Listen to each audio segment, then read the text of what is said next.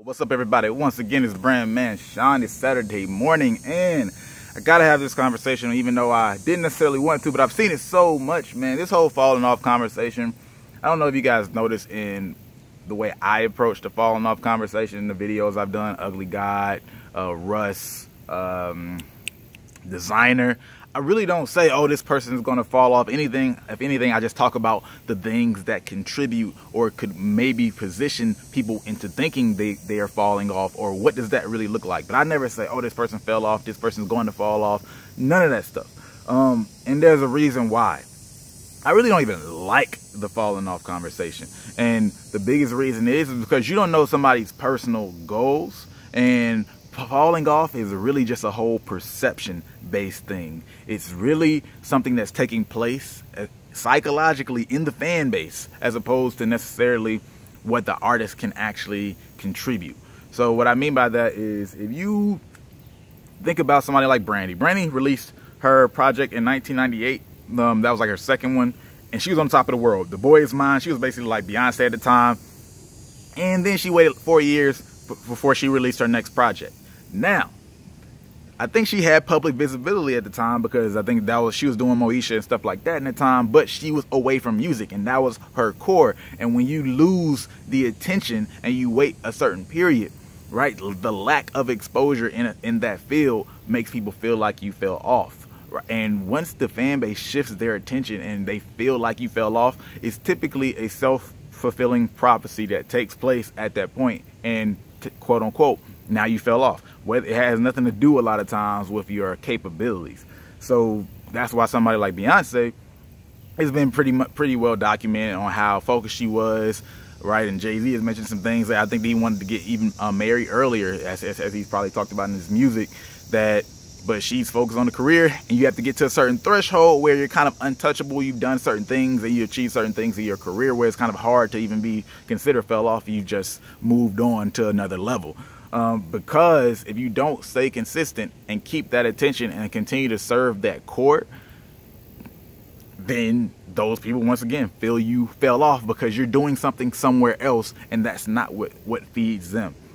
I recognized this when I was thinking about Kelly Rowland. Didn't really think she was doing anything, maybe might have even considered her fell off, until I discovered her when I was like in high school, that she was doing all this junk with David Guetta and all these people in Europe. And I'm like, I'm sure she didn't probably feel like she fell off, because she was working, she was making money, but she wasn't in the attention of the core, right? That's usually very exposure based as far as how the consumers feel like someone fell off or not, based on the exposure that they're getting. And it kind of sucks. But it's kind of the truth. That's why so many artists play this game of taking pictures with each other and all those kind of things. But why that's important, again, for artists to consider for themselves, is knowing your goals. Because, hey, maybe you do only want to make a certain amount of money as far as playing the game fully, and then after that, as long as you put out your projects. I think J. Cole's kind of made that decision for himself, right? He has enough money to do what he want to do. He know he can perform for a lifetime and have fans come out, but it's playing the media exposure game, which is where people consider falling off or not. He's not really too worried about that. But now he at a level where he has a certain fan base where the fan base isn't going to care about that. Russ has, if you look at Russ has reached a point where now he's starting to get massive media exposure, but most of his fans that he has right now is still by and large before he had media exposure, which is when people really start to consider people being on. The fans, when he loses media exposure, those fans that was there before that, they probably aren't going to care, right? And he's like, because they're not going to feel the fall off because they're used to him not getting that exposure in the first place. You know, they might be disappointed they don't see him as much, but they're not going to feel fall off in the same way as the people who experienced him after. There's going to be some people who experience Russ in the coming months, and next thing you know, they're like, oh man, yo, this dude's dope, he's on. And then maybe if he's not in the mainstream at all anymore, they'll be like, oh, he fell off, and it's probably because of his attitude and all that kind of stuff.